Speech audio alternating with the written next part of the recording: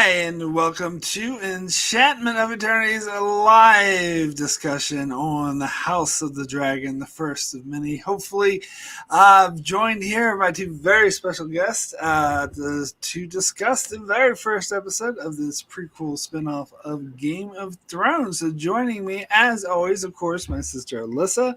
Alyssa, thanks so much for joining tonight. Yes, thank you for having me. Hello, everyone. Looking forward to talking about this show.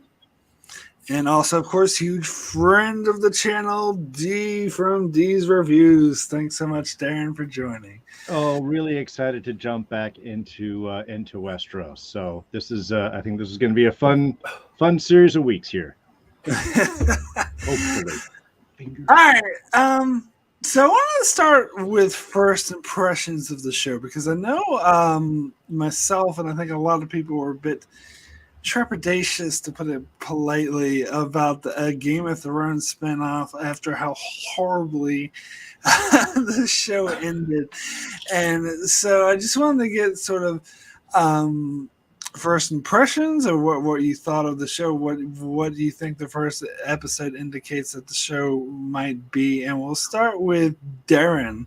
What were your first impressions for this show? Okay. Well, honestly, I have to say, going into it, I have to acknowledge a lot of expectations, not only on myself, but I think on most of the fans, most of the audience that are coming into this.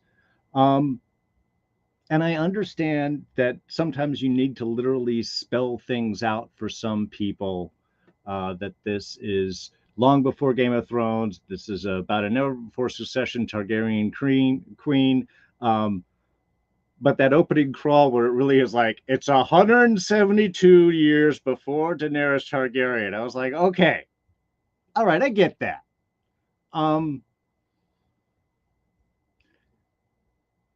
And I will say from the first off, I enjoyed the episode overall. I like where they're going. I'm into it. I can't wait to see what happens next week. So wherever my negativity may come from, it is a little bit of nitpicking, but it also comes. The weight of Game of Thrones really hung heavy on this episode, not only from the peppering of the music throughout it, the referrals to the Song of Ice and Fire at the end, the whole Targaryen opening. I don't know what to make of that. Are they leaning heavily into, hey, remember, this is Game of Thrones, you loved Game of Thrones, or are they just trying to acknowledge and then build off of that? I think it's going to depend on where the series goes to from that. And there's a few things I'll get into, and we'll talk about the opening a little bit and such. But that was one thing that kind of hung overall throughout the show. However, I can certainly say by the second half, I was in with the ride, and I was waiting, and I was going, and I was like, riding the dragon with the horses, everything just going into the show. So they had to do some certain stuff for the opening episode to establish things. It may have been a little heavy-handed at time, but I like where it's going. Cool. I just wanted to address Dante S in the chat asking if we're going to spoil the story. In the chat I put yes, but my keyboard is like broken, so I was trying to put something simple. But we're going to spoil the episode, but not the entire story of the Dance with Dragons. I think it's better if we not spoil for those of us who've read the Fire and Blood book or read about Dance with Dragons and what's going to happen next with the coming characters. Won't spoil any of those details, but if you haven't seen the episode, we will definitely be spoiling that. But if you haven't read the books or whatever, we're not going to get into any of that. Maybe in vague terms, but not specific. So yes, Alyssa, we'll go to you next. What were your first impressions of the show? I also came in with a lot of trepidation. Also, I just really wasn't into it. Like, I wasn't excited about it because I had such sour feelings about the way Game of Thrones ended that I wasn't feeling like I wanted to re-enter that world. And I came into it thinking that the show is really going to have to draw me back into that world because I've separated myself from Westeros. I have not wanted to visit Westeros since that awful season 8 of Game of Thrones. And so I really felt the show was going to need to pull me back in. And I thought it was effective at doing that. I thought it was an effective premiere. Of course, it's going to be a stage setter. It's introducing characters, it's introducing us to this era of Westeros, and it's pulling us back into that world where I feel like I've been separated from it for a while. So I feel like it was a pretty effective premiere episode. I think it was a solid premiere episode. It did its job, at least for me. It got me back into it. I actually thought the heavy-handedness comes more at the end with the elbow jabbing. Oh, you remember the White Walkers? The beginning part, I really, really liked that. I liked the voiceover at the beginning. They kind of like helped to pull me back into the world. Like, oh, okay, we're here now. Okay, all right, this is happening. I read about this before, but this is a good reminder. And a lot of people haven't read about that. What do you call it? The council or whatever. What was it called? Where they decide that Viserys is king. And I hadn't read about it in a while, so I appreciated the voiceover, and I actually did appreciate the. This is 172 years before the death of Ares and then the birth of Daenerys Targaryen. It was a little weird then that they made all the rest of the text disappear. That might have been a little bit heavy-handed, where it said 172 years before Daenerys Targaryen. Okay, all right, okay. But just before they did that, just the text saying where we are in the timeline, I found to be very helpful. It helped draw me back into the world. I thought that they did a great job of setting up some of the characters. I've watched other reviews where people were complaining, well, I don't really feel attached to very many of the characters, maybe one or two, but it's the first episode. To me, there are two characters that really stood out in the first episode, which we'll get into later, but the rest of them, I assume it will come in time. This was only the first episode. You can't expect it to do too much. I thought as far as first episodes go, it was effective. It did its job, at least for me, drawing me back into this world. Now we'll see where it goes from here. We'll see if it can build on that and make this into an interesting and compelling story. So we'll see. So, with the thing with the prologue, I actually loved it. I was watching the after show with was it Mikhail Shapoknik saying that he was a huge fan of prologues and wanted to set everything up. And I actually like prologues, and I actually think that's what was missing from Game of Thrones, the first episode. I've been on record saying there should have been like a flashback to Robert's Rebellion, because I felt very sort of disjointed in the whole story, and it took me like several episodes to understand what was going on, where I love how this like throws you right in and tells you straight up. I actually prefer that.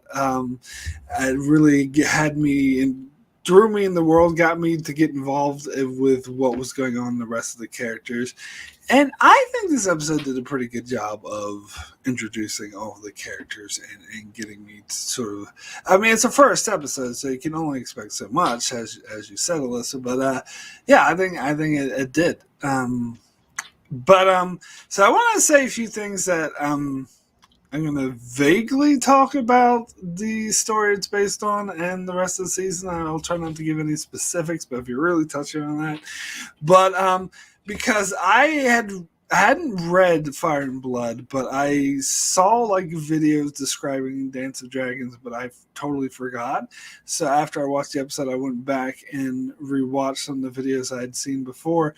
And I was like, damn, this is going a totally different direction than I thought it was. And this is going to be a really, really, I think it's going to be, it has me excited for the show, because the way the story could be told sounds like it could be very epic. And I actually love the fact, and I think this has the potential to be better than Game of Thrones in some manners, particularly these last two awful seasons, because I love the fact that it's based off of essentially a history book, like 4 chapters that were written in vague terms, like the way you would write a history book. So the show has a lot of freedom.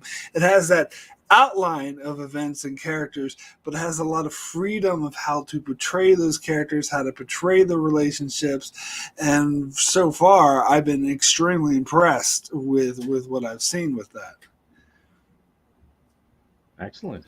Yeah, I think the show has done a really good job of streamlining the story.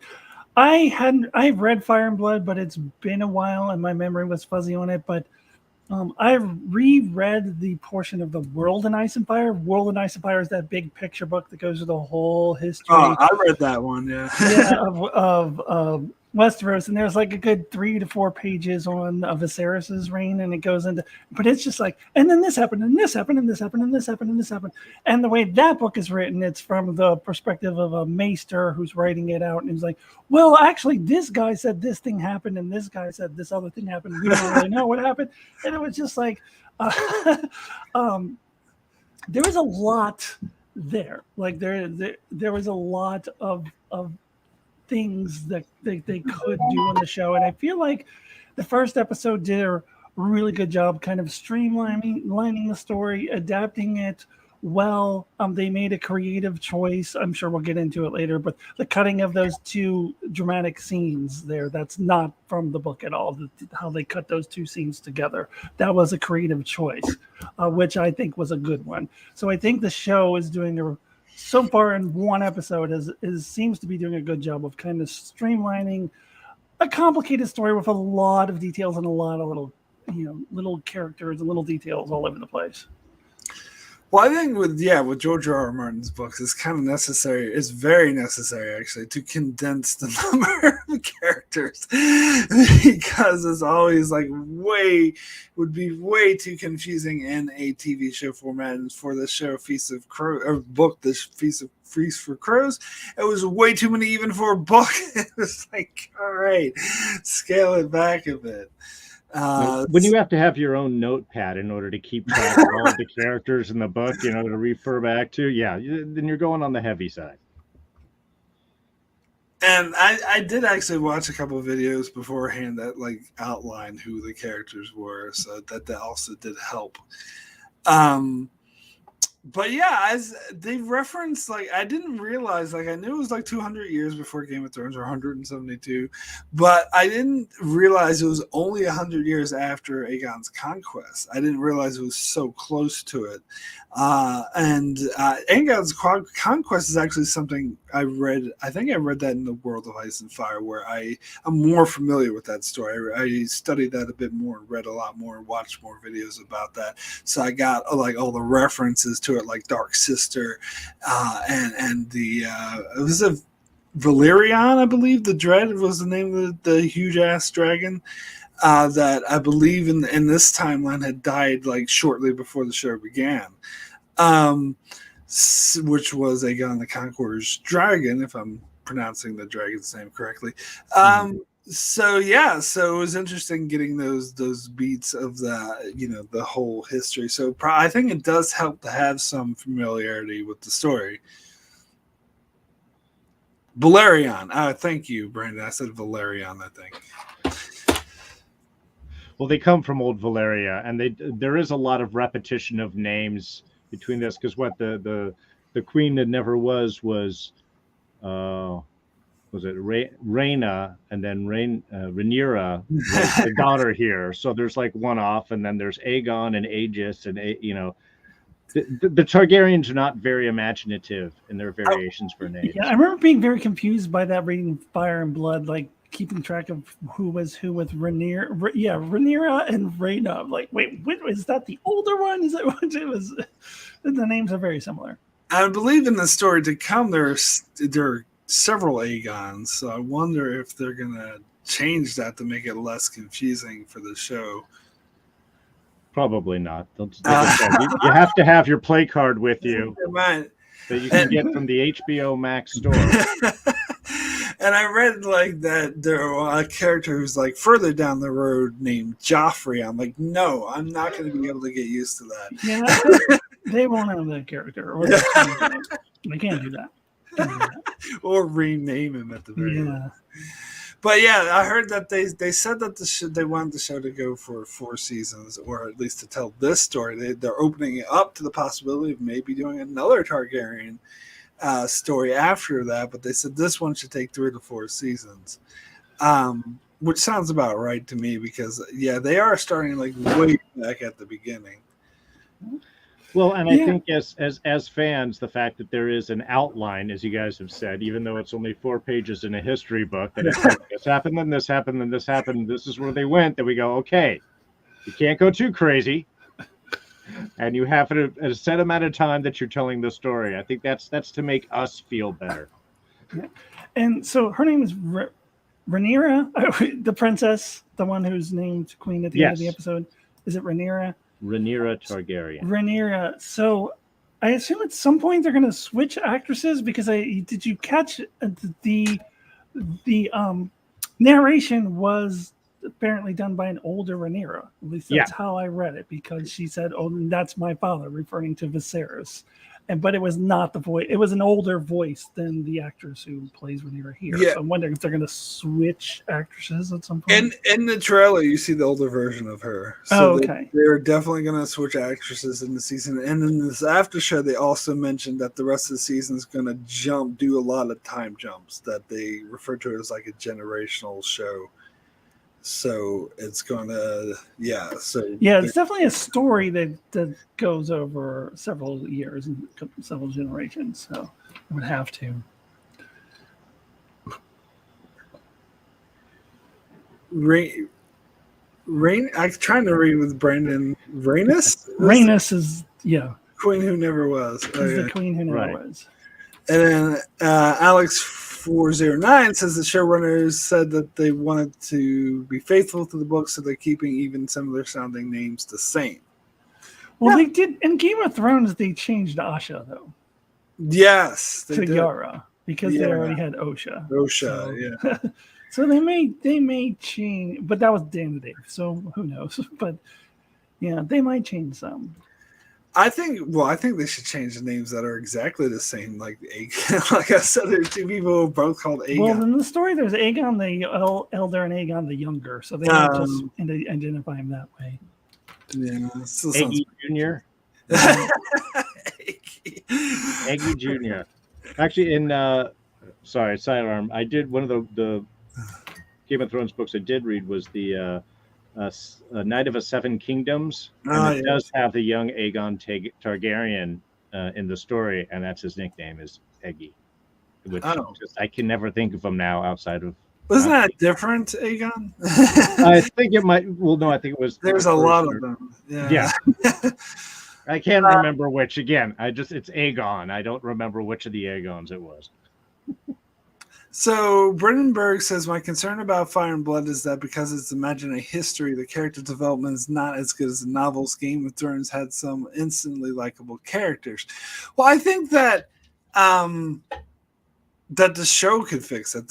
I feel like the show has a lot more freedom to make these characters interesting and to do stuff with it because they're just basing it off of a history text rather than an established book. So I think it probably would work to their advantage that way.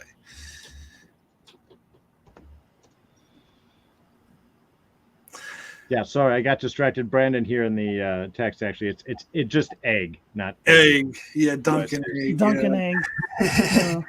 Yeah, definitely a different Aegon. And apparently, there's going to be a show for that too. So yeah, they've been talking about that for years, and I'm not super excited about that one. But. I don't know. Apparently, like George R. R. Martin had been on the record saying he never wants a show for it. So I feel like if they do have one, he was like strong armed into it from HBO. But I don't know. Anyway, so I think we already sort of gave our thoughts on this episode overall. It was pretty much a good introduction to the show, and has you excited to find out what's going to come next. Oh yeah, indeed. As I say, I got little nitpicks in just as where I see that it's leaning or not leaning, trying heavily on its Game of Thrones pedigree.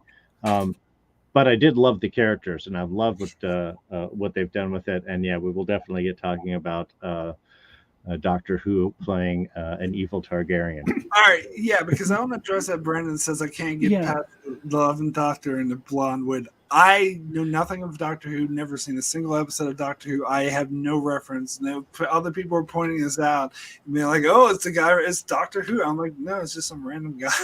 He looks like Like I don't recognize him at all. And it was the same thing when I was watching The Leftovers. Everyone was making a big deal about, oh, the guy's pulling an American accent is Doctor Who. I'm like, I don't know who the fuck I never heard of this guy. And then Thor: The Dark World, the same actor was in that. It's like, oh, it's Doctor Who. I'm like, no, it's not. It's the dude from The Leftovers. But anyway. Yeah, see, here's the thing. Like, I'm with you, Mark. I think you and I have a very different perspective on watching this character because I watched the entire episode all the way through thinking this is an actor I've never seen before. I've never seen that guy before in my life. I have no idea who he is. Then I watch all these YouTube videos like, oh, it's Doctor Who. And they showed pictures of him as Doctor Who. And one person even said, I don't know. I think it was a miscasting because I don't know if he really fits into that role because he's just Doctor Who. I thought it was a great casting. I thought it was great. Doctor Who never crossed my mind. Don't know a thing about Doctor Who. Never even knew that he was Doctor Who until after I watched the episode and everybody was talking about it. So I'm with you, Mark. I watched the whole episode not having a single clue. And I thought I agree. I thought he was greatly cast. I thought it was great. Cool. If you're thinking too much of Doctor Who, I think that's a you problem. Well, because I thought he was great, not never having seen him as Doctor Who. Well, let me just say, actually, I had stopped watching Doctor Who by the time Matt Smith came in, but I had seen him in the role, and I was going to say, this is awesome because he is nothing like that character. I think he got lost instantly. If anything, I would describe him as an evil Michael Palin. From Monty Python. Just when he pulled back, there was a certain look and throw on his voice when he was giving his first speech to the city guard, where I was like, it's an evil Michael Palin. But I thought that he was actually brilliant in this. I think he carried weight and emotion and was scary and dismissive and did exactly what the character needed to do. To me, having seen a little bit of Doctor Who, he got lost into this character in an instant, and I never thought of Doctor Who for the rest of the episode. So, and Alex 409 points out that Matt Smith was also in The Crown, another show I have not seen. Yeah, and then Paddy Constantine or whatever the Brandon points out, who played Viserys one. I guess he was in those what are those movies? Those silly those trilogy of British comedy movies. That the dude who played Scotty in the the Cornetta. Yeah, so I guess he was in those. And I've heard he's been mostly in comedies, but I've never seen him before either. Edgar Wright, that's the director's name. Yeah. I heard he was in those movies, but I had never seen him before either because I had never watched those movies. Yeah. Well, I've seen those movies, but I don't recognize them. I'm just not a huge fan of those. I've only seen them once each. So. All right, cool. So let's go ahead and jump into this episode specifically. So we're talking about how we're introduced to the various characters. It starts with the prologue and the council, and then it jumps forward. Again, we already had our first time jump. It jumps forward several years, where Viserys is the king, and you meet the counselors. You meet Otto Hightower, and something strong, who's the master of something else, and the Valerian, the black dude with the dreads. Was that his name, Valerian? I don't know. I'm getting all these names mixed up. Yeah, I stopped writing all the specifics outside of, when they were doing the specific exposition scenes. I was like, everyone else, we'll see them 1,000 times. We'll catch up. Cordless Valerian. Yeah. Cordless Valerian. That sounds right. All right.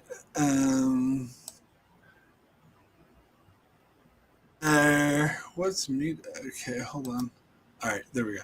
All right, so we're introduced to these characters, and what I find is really interesting is that they're kind of leaning more heavily on different families than the Game of Thrones did proper. Like, instead of having here's the Stark and the Lannister, and I'm sure we will meet them eventually, but the main characters we're introduced to are from different families that are only vaguely mentioned. I don't know if any of them are mentioned in the show at all. They're certainly mentioned in the books and others. surrounding material, but they're leaning more on these other families, which are also important to Westeros, particularly in this time period.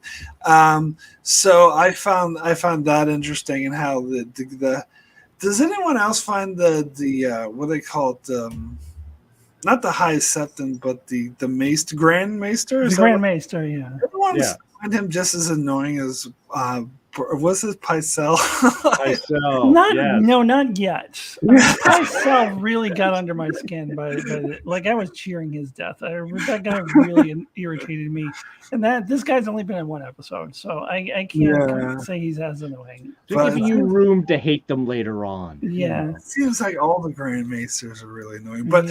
Yeah, but I like the whole I think the episode actually did a really great job of introducing this new council and how they're feeling, and they're sort of, I gotta feel pretty much right away of their sort of different interactions, how Valerian sort of maybe stands up a bit more and is not afraid to challenge them, where the Otto Hightower is kind of running everything and Viserys is just like, oh yeah, it's kind of some people call him a kind king, but maybe not a very good king, in that he lets his advisors sort of rule for him. And I think that's particularly true of Otto Hightower, who seems to be running everything. And Daemon definitely did not appreciate that, which is why the two of them are butting heads. So I thought that was a great way to sort of introduce this whole dynamic. Go ahead. Oh, I was just going to say, yeah, and Daemon points that out at the end of the episode. He's like, everybody just uses you, right? You're such a weak king. And he is absolutely right. Yeah, and you can see it right in the beginning. And I do appreciate that they're doing different families. I mean, they're staying true to the source material, but they could have, substituted them in for more familiar names. They could have put a Tyrell in there or something like that, and they chose not to, which I dig. We did get a cameo of a couple Baratheons, and we got a cameo of a Stark at the very end there, but just little cameos. I do appreciate that as well. And yeah, I thought right away they did a great job of setting the stage with that small council. Like, you could see right away who's really running the show, what the dynamics are. I thought that was really well done. Honestly, I think the whole opening bit, while again sometimes feeling heavy-handed, I think only in the fact that they decided we're going to lay down this level of exposition and place and people of importance, as quickly as possible. I appreciated them catching me up to it, and like you said, even the opening sequence, while I have my nitpicks about how it was done, the fact that we have a good introduction to the world, what's happening, who people are. And even this whole opening sequence where we have the daughter who's different from mom. She wants her to, be the wife, and she just wants to fight and be a knight and ride dragons. Then we move in, and we've got we get a nice breakdown of what's going on in the realm, the problem with the triarchy. We've got the crab feeder prince animal fighting pirates. We got the outer areas of politics going in. We get to see how the interplay of the council all comes in. And then even after that, getting to see how Rhaenyra I got to remember, I got to throw in that extra R, so I'm not talking about the other thing. How Rhaenyra and Daemon's relationship is, that it's close, and that, she's happy to move on, but he is ambitious, and we can see that in the introduction. While they carried a lot of stuff initially, I think it did pay off, and I think they did a good job of just showing now kind of where everybody's coming from, so they can really start to, by about halfway through the episode, really get the story moving forward, which I enjoyed. Yeah, so I wanted to talk next about Rhaenyra, because I think they sort of made it clear that she was kind of the focus of the show. I don't know if you would say the show has a main character, but if it does, it would be her. And I think they did a really good job. We get the obligatory scene of her riding the dragon, and to sort of establish dragons is a very common thing in this time period, which is very different from the Game of Thrones time period. And her relationship with her friend, what was her friend? It was Alicent. Alicent. Yeah, which at first I was like, what family is she from? Like, they were sitting under a, was it werewood? What do they call it? Werewood trees? Werewood trees. Yeah. So I thought, oh, it must be a Stark or someone from the north, but no. Apparently, they were just hanging out there. I don't know if I remember something about like Hightowers worshiping the old gods. I don't know, but anyway, I don't think so. I'm not sure why they were there. Yeah. Look, remember Game of Thrones? You like Game of Thrones, right? Yeah, that's what they were there. Yeah. But so, yeah, it took me a while to figure out what family she's from, but I think they did a really good job of establishing them as friends, which apparently is going to be quite important for the series going forward. And yeah, so I just think that they did a really good job of establishing who this character was. She was really rebellious. She was a bit pissy about the fact that her father kind of neglected her because he wanted a son. And then that comes, they actually conclude that very well towards the end, where they sort of make that growth where he finally recognizes her, and it felt very well earned. Like, I feel like this episode, even though it was like only an hour long, like went through a lot of story, and they did a really good job at it, in my opinion. Oh yeah, there was definitely a whole lot of ground to cover. Like I said, they chose their specific scenes to tell that story, and to see that, even that moment where she's laying with Allison back in the grove afterwards, of just like, yeah, I don't want to do anything. I want to fly on the back of a dragon with you, sea to sea, and eat cake. I never fuck around with cake. Okay, I don't joke about it. But you can see that is the life that she sees for herself, while she may regret the fact that she's just sort of tossed aside to this, matronly position. I think they do a good job establishing where her expectation is, so that when that changes by the end of the episode, like you said, it feels earned and proper.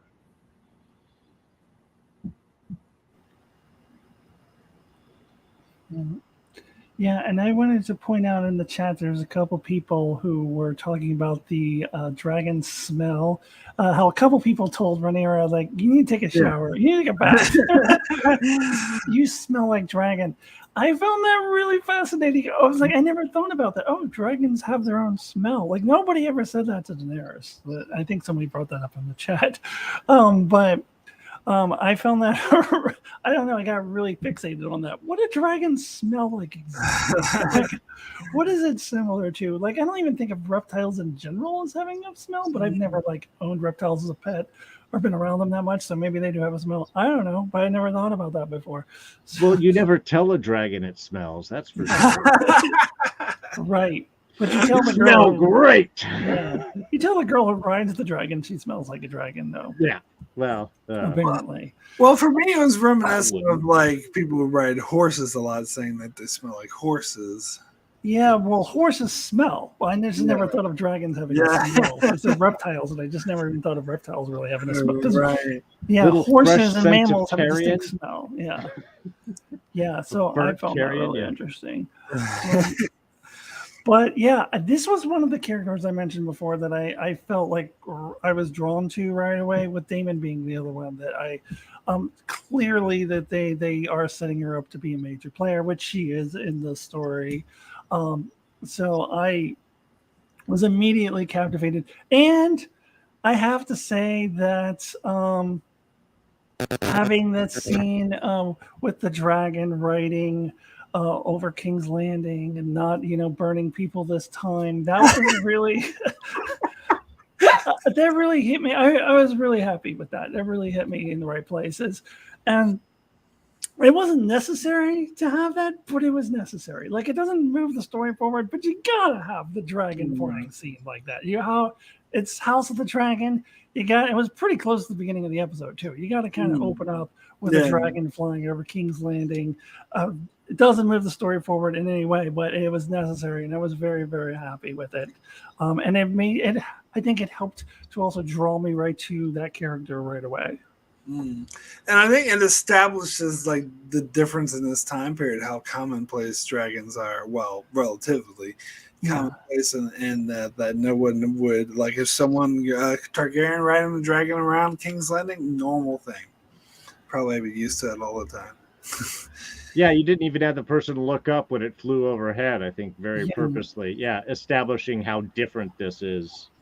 From you said the burning and the torching, and the running and the screaming that we'd seen Yeah. last time we were here in Westeros. God. Oh, jeez, trauma. By Anyway, the way, Brandon Howells thinks the smell of dragons, lemon cakes. Smells like lemon cakes. I don't know. Yeah, I but think then why that's does nice. everyone want to take a bath? Because lemon cakes have a good smell. Hey, come here. You smell like dragon. Let me smell you. Well, yeah, I was even thinking, could it have been like the food, what they eat, but they cook everything. So, I mean, that'd be like barbecue. Was that it? The dragon smell like barbecue? all right. So I think Jakes is addressing your thing about reptiles smelling, saying snake poop smells dreadful. They only poop once a month, and the rumination is nasty. Okay, well there you go. Apparently, snakes smell disgusting when they poop. Yeah. That's why we're not having any reptiles in the house. No, outside. Yeah. Oh, I also wanted to address before we move on. You guys had been talking earlier about kind of the relationship that they set up early with. I'm never going to remember her name. Rhaenyra. Rhaenyra, and Alicent. I even heard one reviewer say that they have like lesbian vibes going on, and I actually saw that in the promo that I felt like that was going on, and they're being set up as really close friends. Which, knowing where the story is going to go without spoiling anything, that's an interesting choice. So, well, yeah, and that's something that the show made up. Like this wasn't in the history book. Oh yeah. It's something that the show. That's what I'm saying. It's an interesting choice by the show. Because I assume they're going to stick true to where these two characters end up going, which would add some flair to things. So I find that to be an interesting choice. I don't want to spoil anything, but I did find it to be a really interesting choice that they put these two characters together like that. Yeah, no, I thought the same thing. All right, so let's go ahead and talk about Daemon and his need to like cut off people's limbs and going crazy and things. Yeah. Little Theon action happening here. Yeah, well, we can't have a Game of Thrones show without dicks being cut off. Just get it right out of the way in the first episode. Yeah, get it out of the way. Well, he's cutting off arms, heads, whatever. And apparently, like, I don't know if I got this from the episode or like a video I watched, but apparently he was the one who formed the gold cloaks and why the City Watch was called the gold cloaks in Game of Thrones. He was the one who introduced the gold cloak to them and sort of, I guess, made them sort of more ruthless.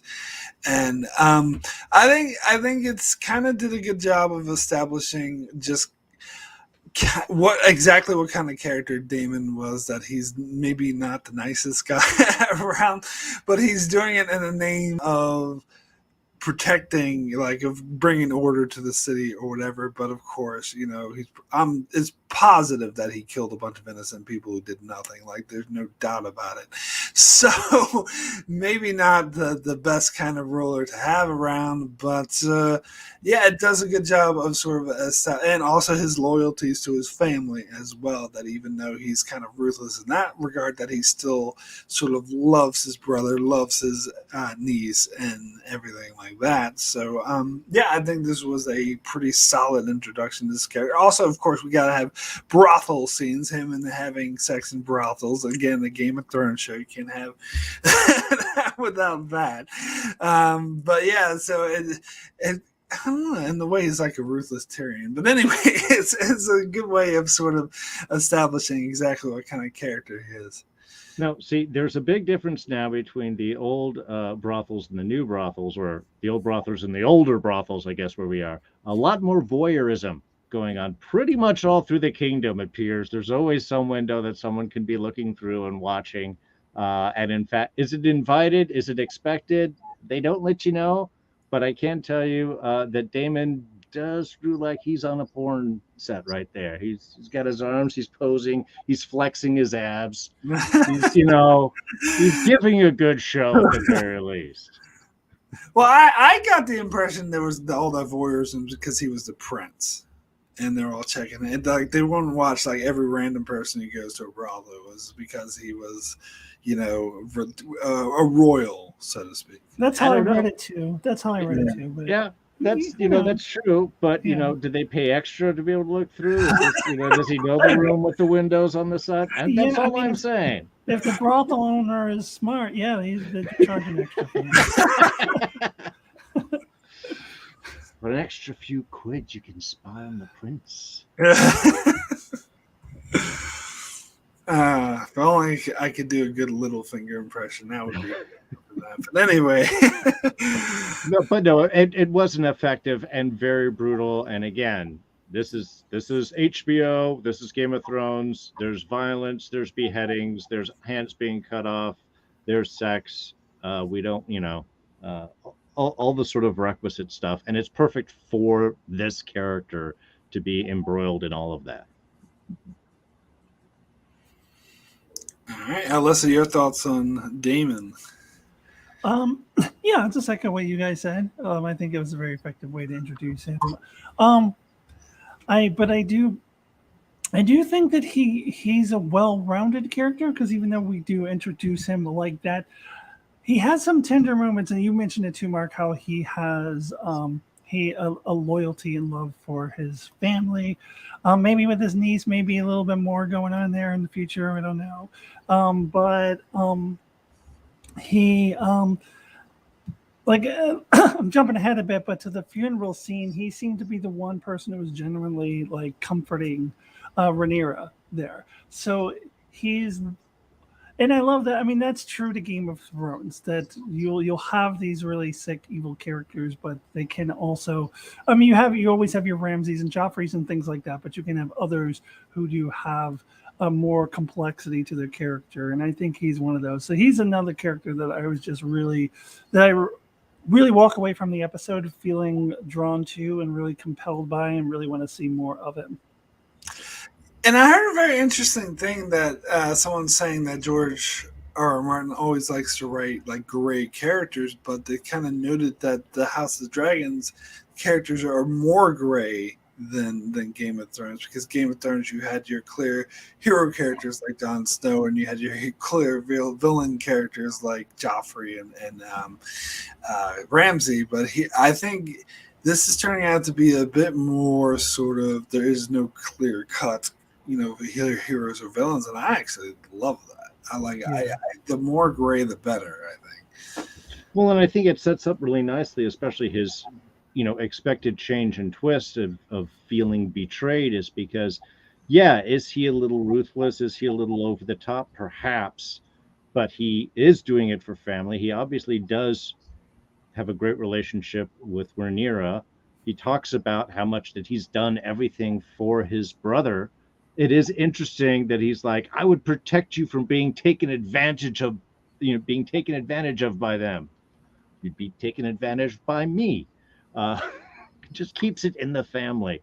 But Sorry, I just addressed Brandon in the chat, said more gray ? Instead of black or white, flat out good or evil, more sort of in between where you can't really make it out of them. Not that they have gray hair, but anyway.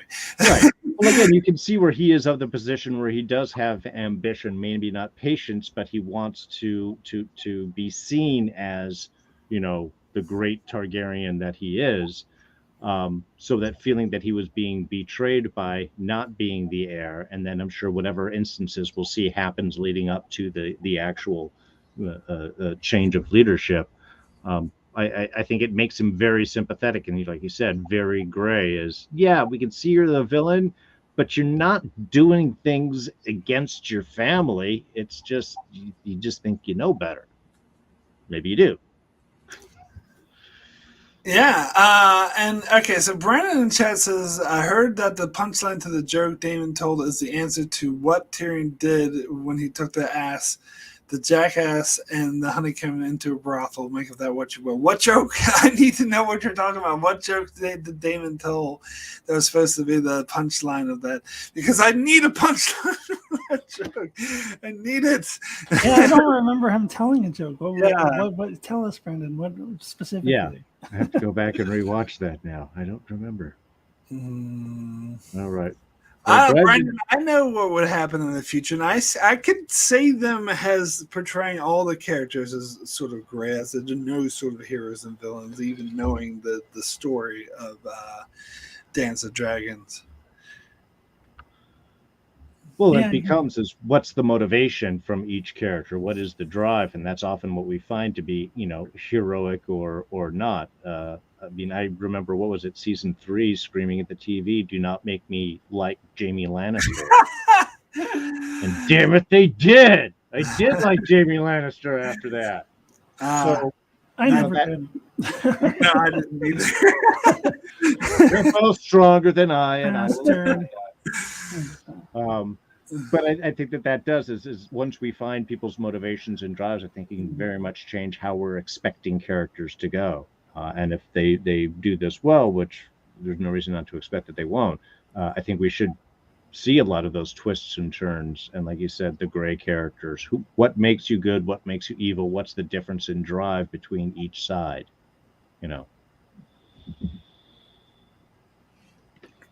Yeah, Brendan, were you looking up the wrong end or something? No, I was looking up the whole Dance of Dragons and how that ends. They all do fucked up things. So that was the punchline. Oh, that was the punchline. That's the punchline. Yeah. Oh, you were looking up the wrong end. To what was the whole joke though? Did we just hear him say the punchline? Yeah, but that's the punchline apparently to the jackass and the honeycomb and the brothel. There's something in the middle now. But you said that was Damon that told the joke. Did we hear him tell the whole joke, or did we just hear him say the? No, he just did the just did the punchline. That's supposed to be. So Tyrion took a jackass and a honeycomb to brothel, and you were looking at the wrong end. Okay. That doesn't make any sense. Yeah. Something about an ass or jackass. I don't know. Yeah. There's a missing part of that joke. Too. Yeah. Maybe in the middle there's something. Oh, Alex says it was just a punchline. A punchline only. Okay, so it wasn't.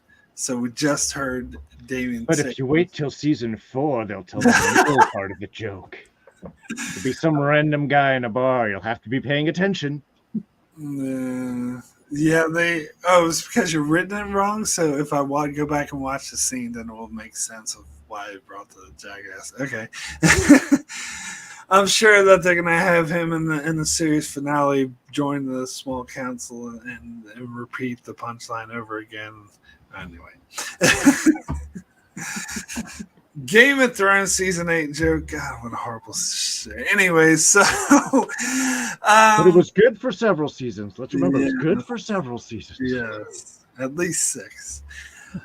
But anywho, so let's talk about the tournament. There was a tournament, and this reminded me so much of season 1 of Game of Thrones. I think it was more of like episode 4 or something. They had a tournament in, but it's like, seems like that's how you establish the world of Westeros. You have a tournament, and it's sort of, and it kind of worked in the same kind of way as the tournament scene from Game of Thrones to me, where it introduced some of the characters and like the younger Rhaenyra, yes, and Alicent, and how they're a bit naive, and look at the handsome man.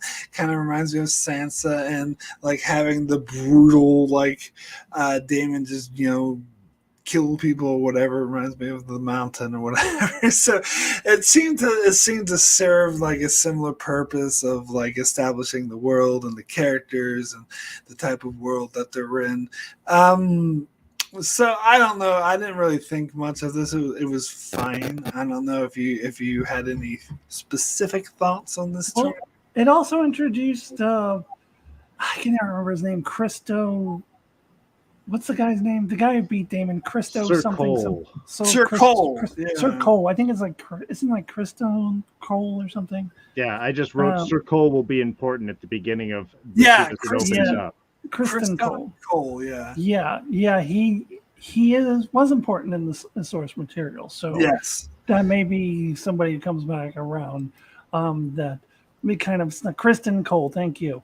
They kind of snuck him into this as well. The tournament itself, I didn't think much of, but as I alluded to earlier, I really love how they kind of intersplice the tournament, the violence in the tournament, with kind of the violence that was happening, which I'm sure in the scene that we'll get to in a minute with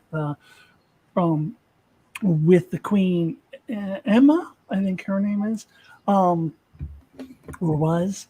And I thought that was a really good editing choice because in the source material, those two events do not take place at the same time. So I did really that was a really interesting choice.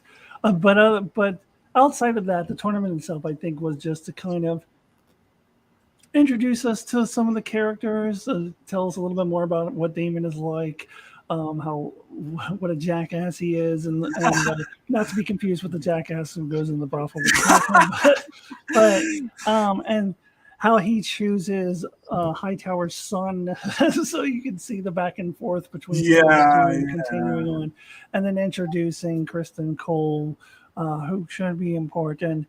So there was a lot of like stage setting in that tournament, for the most part. Yeah, I mean, the introduction of Kristen Cole actually reminded me a lot of the introduction of Loris Tyrell in the tournament. And so, as I said, like the whole tournament thing just really, really reminded me. It seems to serve like a very same purpose as the Game of Thrones one. Yeah, I listed it down as fights and favors and rumors is what happens at the games. And of course, Damon's dragon helmet. I did like the wings. They were a little much, and there's no face cover. I really thought that someone like that, but he's also arrogant enough to think like, no, I'm perfect enough. Nothing will ever get to my face. So yeah, I think that's a sign of arrogance for sure. Yeah. Just a side note, I don't know if you ever watched there was DVD commentary for the Blackwater episode that George R. R. Martin wrote, and George R. R. Martin did the commentary, and he spent the entire time talking about how unrealistic it was that all these characters weren't wearing helmets. It's like, Darrin's not wearing a helmet, he'd get his head chopped off. This character's not wearing a helmet. And of course it was because, the show wants you to recognize the actor's face. And see of course. No, it totally makes sense. No, I thought it was again beautifully done. We get our action, we get our nice Game of Thrones. Like you said, the tournament does things well, and ultimately it does get a very nice comparative to the whole birthing sequence. Mainly because we had the discussion ahead of time is that the birth bed is our battlefield, and so they actually have the birth bed and battlefield, balanced each other out there. The one thing that I forgot to mention beforehand, which is good in all of this setup, especially coming up to this birth scene, is the brief shot that we have of the king having an open sore on his back, which is probably looking like skin cancer or something along those lines, which obviously for us in the audience gets to know that there is a clock that is ticking on this family, and it just gets faster and faster through this episode. I like how the maesters act like they know what's going on, but they got no fucking perusing through the things, and burning is good. Burning always helps. It's a good shot. Let's have some milk of the poppy. Milk of the poppy cures everything. They always give me their milk of the poppy. Scrape it. It'll be fine. So let's get to the miscarriage scene, which I thought was pretty brutal, pretty emotional, probably the emotional climax of the episode. My one little gripe, I guess, with the episode overall is with this scene, in that I didn't think it was very clear. Like, I thought it was very clear that his wife died. I didn't think it was very clear that the baby died. In fact, they mentioned that in a later scene. Oh, my son died. I'm like, what? I actually went back, rewound the episode, watched the scene again to see if I could catch a reference to the son dying, and I didn't see it. Like, Nope. I guess when the maester is holding the baby, you can kind of hear it choking, and I think that's it. I think they could have made that a bit more clear, personally. Oh no, we aren't told that the son has died until the funeral scene, and we see the baby pyre.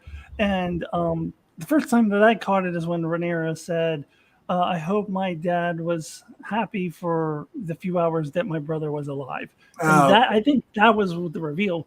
When we see the maester holding the baby, he's still alive at that point. I think that they don't tell us that he has died until that funeral. Which you can, that didn't bother me that much, but I could see some gripes on maybe we should have seen when the son actually died and not just, oh yeah, by the way, the funeral's for the son too. I think they were trying to maybe pull a little bit of surprise on us. Oh, and this funeral isn't just for the mother, because you see there's the little pyre next to her with the baby size. Well, I actually didn't notice that. So I think, I didn't notice it upon first viewing either. I actually first realized that he was dead when Rhaenyra had that line about her brother being dead. Well, yeah, when she said that, I was like, wait, what? And that's when I went back and... Oh, no, that's when we first found out. It was in that funeral scene. They didn't show it on screen. It was an off-screen death. Like, the last time we see the baby, he is very much still alive.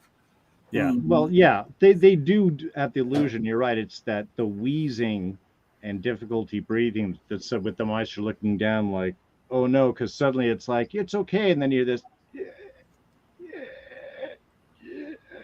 and the Maester looking down. So to me, especially just the way that the story is going, you're like, and baby's dead. So yeah, not an unexpected thing, but in a way I don't know. It's interesting because we do have that comparative with the battlefield. Not only does Daemon lose, but the mom dies, the child dies, and the king loses all of them. In a way, all the Targaryens lose except for Rhaenyra, who isn't really kind of involved. I mean, losing family and stuff, but she's the only one that doesn't have enough direct. I feel evil saying that. No, losing your brother isn't a personal loss, but it's not the same type of, I think, kind of thing. That everybody else kind of gets hit by. Yeah, and also let's not bury the lead that Viserys had to make that choice. Yes. And I'm not sure how much of a chance his wife actually had of living. It sounded like most likely both of them would have died. So I was unclear on if she had any chance of living. I think it becomes more fucked up if she did have a chance to still live. And he's like, nah, save the baby. I want a son. So it was a little unclear on that. But if she had no chance to live, then it's kind of like, okay, well, let's save one of them. But if she had a chance to live, but he chose to go that way just to make sure that he had the heir, which is kind of how I was reading and what the show was going for. I don't know. Well, I think in the after show they mentioned that she was definitely going to die, and I don't think the scene itself made that very clear. That's how the showrunners described it. She was definitely going to die, so it's just we try to save the baby as well, and I think it definitely shows how misogynistic this society was, which is true to real life history, and how her thoughts or feelings weren't considered at all. It's just, king, you make the choice you to kill your wife or whatever. And I actually kind of, in a way, I like, because it feels like it's, even though it's not like hitting you in the face that this fucked up, it is sort of, that's definitely the implied thing, that this society is fucked up because of that. And because I think like other shows or movies that might kind of try to whitewash history and paint a prettier picture, I think is more doing a disservice. I think it's more of a service to show just how fucked up these, a lot of the misogynistic cultures in history were. And so, I like they didn't shy away from it. And I think my takeaway was, this is a pretty fucked up society, and fuck the Maesters again. Anyway. Yeah, pretty fucked up in history how they had men making decisions about women's bodies in history. God, we don't have that anymore. Dark historical time. We don't have that anymore. Thank God. Yeah, thank God that's not the case. I don't want them to get depressed. I mean, I know they did talk in the after show that there was the definite, like, mom was going to die, and it definitely was, I think, in a way played that way. But I think there was enough gray area there that it was the lead in, well, it's your heir. I mean, you'd rather save the queen than your heir, right? I to me, I felt that there was a little bit of kind of like, we could save one or the other. You want to save the heir, right? Again, leaning into that. That was definitely implied. That was definitely like, that's your son, right? You need to save your son. On the other hand, I really hope in the ensuing years some medical practice is gone, because that's not the cut you do for cesarean section. That is when you murder. That's the murder cut, not the C-section cut. So it's like, well, she's going to die because we don't really know how to do anything here yet. Hey, I totally buy the Maesters would fuck up that badly. Yeah. Which, by the way, one comparison that I did sort of appreciate is this does feel like an grimier, less refined life than what we see in King's Landing and Game of Thrones and so on. Everybody looks a little grimier. Even the fancier people look a little nastier, a little messier. So I do love the idea that even all the flames and stuff look all dirty and giant, like they could set you on fire if you walk too close to them at any moment. Whereas the, kind of more candlelit, subdued, controlled, refined era that we saw later on. So that was one thing I did kind of appreciate, because, fuck those Maesters. I mean, I think it made the scene a lot more visceral, the way that they wouldn't even tell her what's going on. And she was like screaming. It's just like, what are you doing? What's happening? And they were like restraining her and holding her back as they basically killed her. Like, and he was sitting there holding her hand and going, it's okay. You'll be fine. Like, sweet talking. That was really hard. Yeah, that was a heartbreaking scene. That was really hard to watch, where he was like, "Oh no, it's going to be okay as I'm murdering you." Like, so that was pretty rough. We can't give you too much milk of the puppy; could hurt the baby. Sorry, sweetheart. Right. Yeah, that's a good point. But we don't want a baby born high on milk of the puppy for sure. Not that it makes a difference anyway, because we can survive. But anyway, so that leads us to the question of who is going to be his heir now that his wife is dead and his son is dead. And I thought this was a pretty brutal, again, pretty great. I love the council scene where they're all like squabbling over who should be this heir, and he's just like, my wife is dead, and starts freaking out and just walks out, because I think it's kind of right to do that, because they are kind of being sort of political opportunists, especially when Valerion's like, well, actually, my wife kind of has it. Well, Otto Hightower is the one that started it. He's the one. He's the one who I mostly blame. He was like, I know this is not maybe the best time. Can we maybe talk about this heir thing? And his motivation was he wants Daemon out. He hates Daemon, so he wants that out as quickly as possible. We see that maybe he has some other motivation a little bit later on in the scene. I'm sure we'll get to in a minute, but so that guy, that's when I was like, I mean, I already didn't love that character. I was like, no. this is not cool. And you're absolutely right. That was the appropriate response. That's how he should have responded immediately. He actually, placated them for a little bit. Yeah. This is not the time to have that conversation. Terribly sorry about that. Though, I mean, it does certainly illustrate the fear and discomfort a number of the council members have about Daemon, which I think is really the best thing that came off of that. Otto particularly just doesn't want Daemon anywhere near the Iron Throne and wants to make sure that's taken care of immediately. And I think that's why he brought that up. Yeah. Oh, definitely. I don't think he really wants Rhaenyra to be queen. He's just anyone but Daemon. Well, might even think he had more control. Yeah, he has his own plans, it seems like, and then let's see in a bit. But Yeah, I mean, I actually wasn't planning on getting to that scene, so if you want to talk about Oh that. yeah, how he see, I already didn't like him when he was like he brought up the so maybe this is not the best time, that thing, but then he's like, daughter, why don't you go console the king? And wear your dead mother's dress because it's really beautiful. I'm like, that is fucking creepy. That's like, I mean, I would expect nothing else out Yeah. of characters in King's Landing and Game of Thrones. The more Westeros changes, the more it stayed the same. It's all so. I would expect nothing different, but it was fucking creepy. But you see what angle he's trying to play there. He's like, why don't you go dress up really pretty and go console the king, who's like 3 times your age? Especially that tail end, just as she's walking out. You might want to wear one of your mother's dresses. Yeah, I know. She just died. She just died. It's like, you might. Why don't you wear one of your mother's dresses? Yeah, it's fucked up.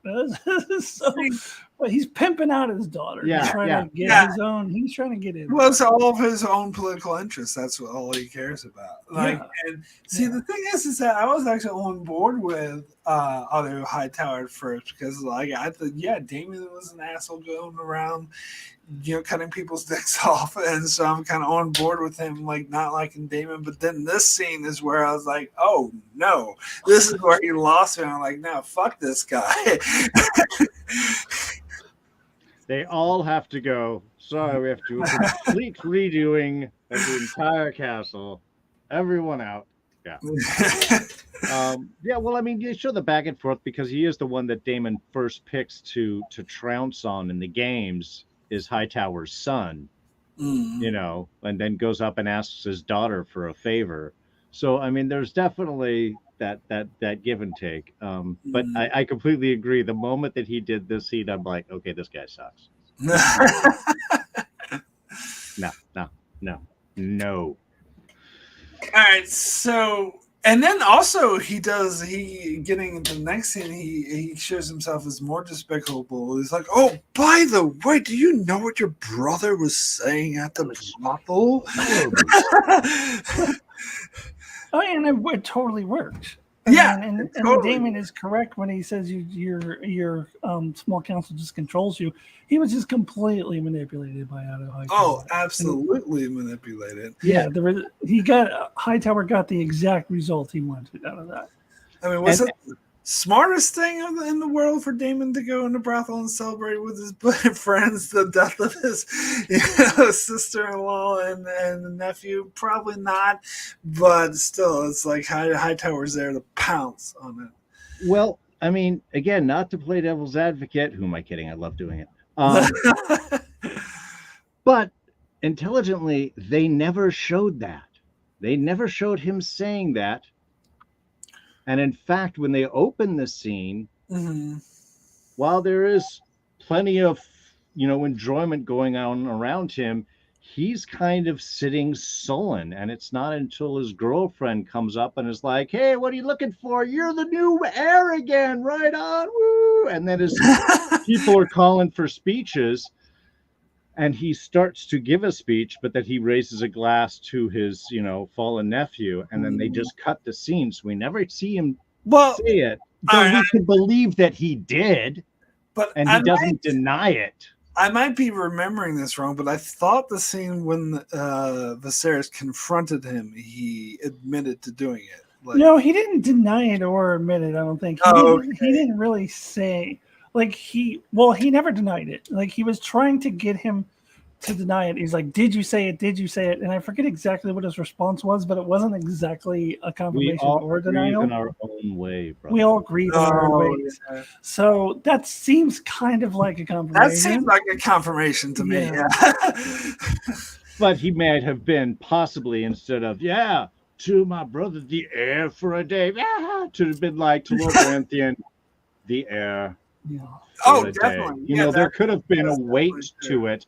And you could see him really going both ways, the way he does kind of care for family. But I think we all can naturally believe, and, they're smart enough to let us pretty much believe that, he probably did. Well, even if he didn't, I could buy that too. I could certainly buy that Otto Hightower kind of manipulated the situation for his advantage. Sure. And it'd be a fun thing later on where they can flash back to, if they want to what actually was said or how it actually went down or whatever, if that becomes an important story point. Oh, and by the way, with Damon's, I guess, prostitute lover, does anyone else remind anyone else of Shay? A bit. Very Yeah. Oh, yeah. I hadn't thought of it, but yeah, I can see that. Yeah. She might become important too, I think. Yes. Well, she does ride away with him at the end. Yeah. Yeah. So, which I'm sure his wife is just going to love. I don't think that he's ever going to see his wife again. that was kind of funny when he was like saying to Hightower, "Oh, you can have her." Yeah, there was a line about the Vale women looking like sheep or something. I forget the exact words he used. Oh, the men prefer the sheep. The men prefer the sheep. Yeah, he was not too kind to his wife or women in the Vale in general. Yeah. He prefers the brothel. All right, so let's talk about this. The scene where Viserys decides to make Rhaenyra. Kind of like Daenerys almost, right? Oh yeah. Oh, there you go. Not too far off. Daenerys. And there's several Daenerys. It's Rhaenyra. There's not an S. Rhaenyra. No, not an S. Yeah, Rhaenyra. Because then there's Rhaenys is the queen who never was. So there there's you no go. S. Yeah. We'll get it, folks. By the end of this season, we'll have it down. But anyway, so he makes her heir, and this is when we get the cringy. To me, this was the only prequelitis part of the episode where it was. The Song of Ice and Fire. Get it? The Song of Ice and Fire, which I wish they wouldn't make me think of season 8 of Game of Thrones. Like, don't make me think of season 8 of Game of Thrones. Like, because they're like, and I saw a trailer where they also reference like the prince who was promised or whatever. But it's like, the ending you gave for this whole storyline was a complete crap fest and sucked. So please don't bring it up. Well, yeah, I forgot to mention the part about the prophecy of where the White Walkers come, but nobody can really see what's happening because the screen is all dark. I think that's the prophecy too, and then it's just really anticlimactic. Song of Ice and no fire out there to see. Yeah. Yeah, and some random Stark girl ends up ending. Ending the long night has nothing to do with the Targaryen, and the actual Targaryen never actually sits on the throne; just goes up to the north for no goddamn reason. But anyway, that's all the prophecy. It's all in there. We must make sure Targaryen is on the throne so that she can go do nothing, and some random Stark girl can kill the Night King. The girl was awesome. Do not insult the girl. But anyway, yeah. So that was definitely my least favorite part of the episode, and I'm yes, they are dead from the trailer. They're definitely going to bring this up again, and please don't like we don't need this. And it seemed like it was like, because this is something that actually wasn't in the history books about Aegon apparently having this dream prophecy. Like there was alluded to him maybe having a dream that inspired him to conquer Westeros, but there's nothing specific about a Song of Ice and Fire and Long Night or whatever. So yeah, I could have done. Yeah, we could have done without that for sure. But the scene itself was actually really touching, that he's finally recognizing his daughter and finally admitting, yes, I did not give you the attention you deserved, and I see the strength in you. You should be the ruler. Like that to me was a great, and it was carried on with the scene with all the lords coming and swearing fealty to her. I thought that was a very powerful way to end the episode. How much of that was him genuinely caring about his daughter, and how much of it was anybody but that fucking dick of my brother who I don't want anywhere near the throne? I do think there was, like, it was definitely his hatred towards his brother inspired it, but I do think that he definitely was coming to realize, yes, I've been a dick to my daughter, and yes, I can recognize greatness in her. Yeah, that's how I got it. Yeah, I but mean, if but when he had recognized that greatness in her, if Hightower hadn't told him that Damon said that thing, probably not. He'd be No. probably just having Damon be no, the you king. need to So I get think a slapped in the lot of it has face. to do with him not wanting anything to do with his brother. Yeah, Yep. it does go in line with him not being a very good king. Yeah. Yeah, I mean, yeah, for the sense of manipulation, but I did get the sense that that was statement. He was like, I've been a fool, ignoring you your whole life, putting you to the side. And she does have the kind of right answer and recognition of what the power and the connection that she and the dragons are, which may have been a different answer than that Damon would have been of like, what do I see the dragons? Our strength, our power, ability to crush the world. It's like, no, that's the bad coin flip for the Targaryens. Um, but yeah, I have to agree. The whole Song of Ice and Fire, I felt really bad that they put it in, especially since this prophecy, this dream, is never mentioned in Game of Thrones than I ever remember. That Aegon Targaryen had this No. dream of this prophecy and this someone leader. Well, And to be fair, there would be nobody who would know that because that was Yes. passed on from king to heir to king to heir. No one would have ever told Daenerys that because she was taken away as a baby. So that could be the excuse there. But still, yeah, but again, it's like we don't need it. it's like, No, look, this is you've something established this is different. Just let it go. Let that go. And like you said, why remind us of the last season, which Yeah. nobody really wants to talk about? Yeah, I Talk was just about like, the hey, drunk dwarf. yeah, Yeah. I was just like, hey, that's from that other show. Oh, so hey, that's that book series. Right. Okay. Well, I guess we could see the pitch meeting for this one. Yeah. That's what it made me think of. When Yeah. they did No, that was perfect. I was right with you. That was awesome. But yeah, it was very nice. And one quick little moment, of course, we all noticed that Baratheon paused before he knelt and gave his thing. Right? Everybody else was giving their name, and it was the Baratheon that paused. Whether that becomes a thing or is just that hint of like, yeah, down the road, there's going to be a little little beef going on here. Who knows? But yeah, it was right before we had. I think it was Recon Stark, who was the Ward of the North. I don't remember the exact details of who goes where in this war, but that could mean something later. I don't know. Yeah. So Brennan Berg in the chat has a good point. Why does the prophecy just happen to have the same name as the book that Sam in the series finale?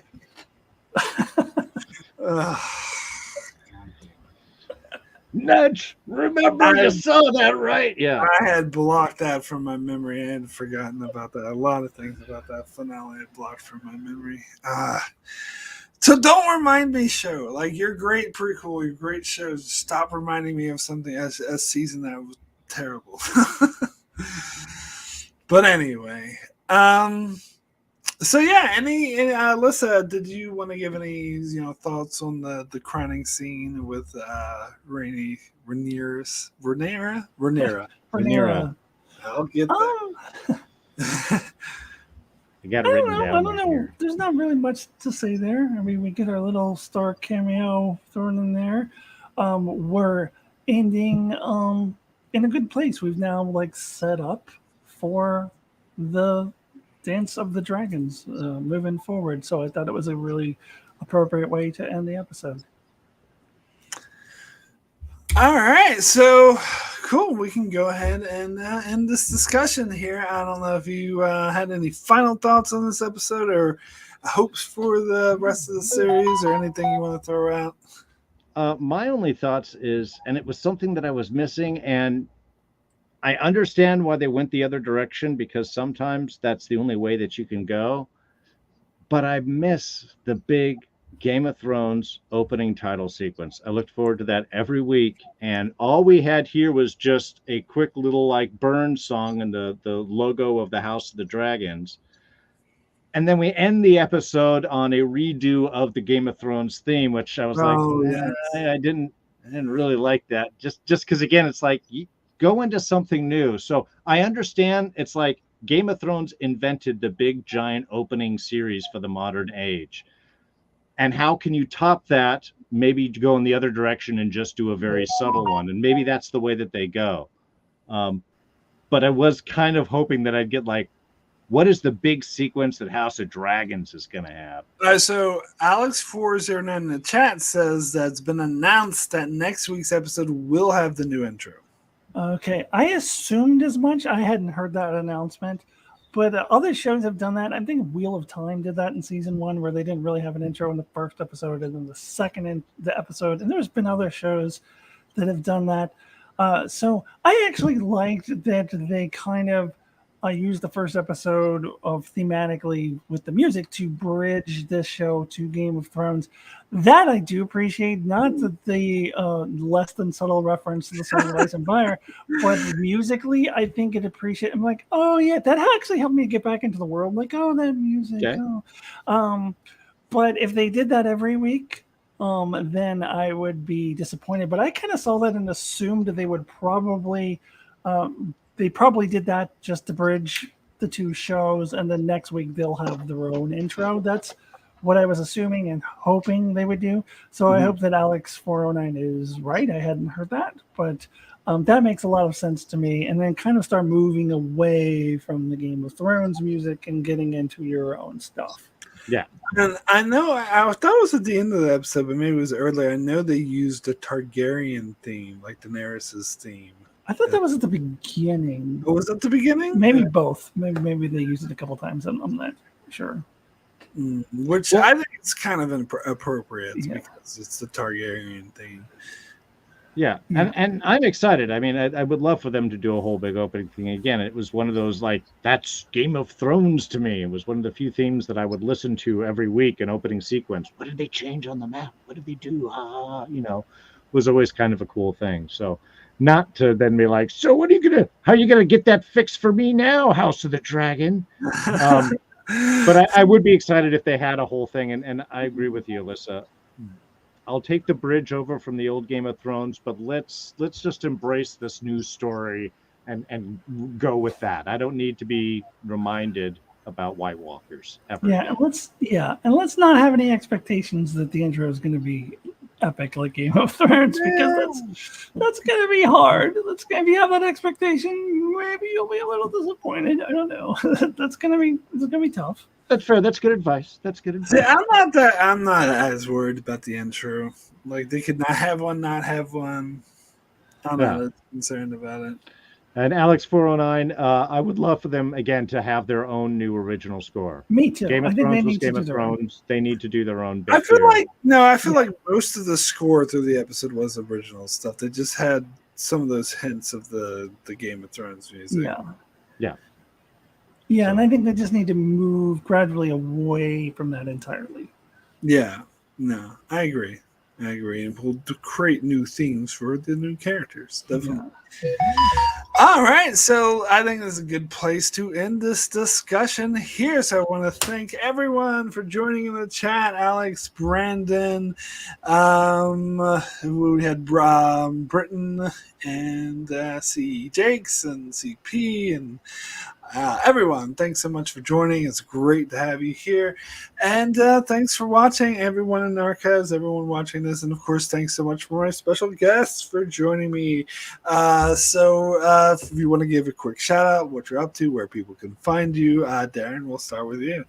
I'm Darrin from D's Reviews, and I'll be here most Mondays talking with House of Dragon here with Mark. And then we're also going to be over on my channel Thursday nights starting at 6 o'clock Pacific to talk She-Hulk.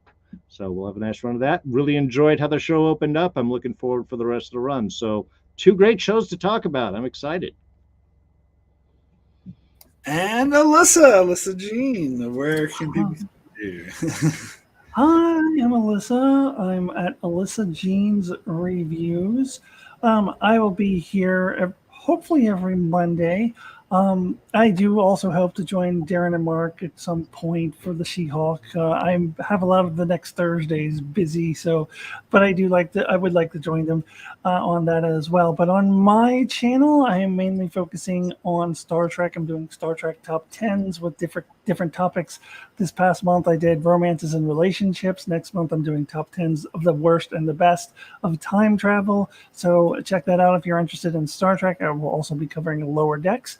weekly, and I'm also focusing on my monthly not reviews, but videos where I just talk about myself, my transition. If you're interested in what it's like to be a trans person or want to ask me questions or anything like that, I do that once a month as well. So please come on over and check out my channel. And also, I will see you all next week, hopefully right here. All right, and if you're finding me for the first time, my name is Mark. My channel is Enchantment of Eternity. As stated, I will be doing these live House of the Dragon discussions every week for every episode for the remainder of the season. Also, as Darrin said, we'll be joining him over on his channel for She-Hulk every Thursday as well. And also, in the coming months, we'll be doing pre-recorded reviews for Star Trek Lower Decks every week, as well as the Lord of the Rings of Power, another show I'm really looking forward to. And some other random videos coming in the next couple months. Like Alyssa mentioned, doing Star Trek Time Travel Top 10. I got a video coming out tomorrow that was a Patreon requested video for the top 10 most reckless uses of time travel in Star Trek, which I think I should have that out by tomorrow, so you can check that out. Anyway, thanks everyone so much. I hope to see you next time. See you later.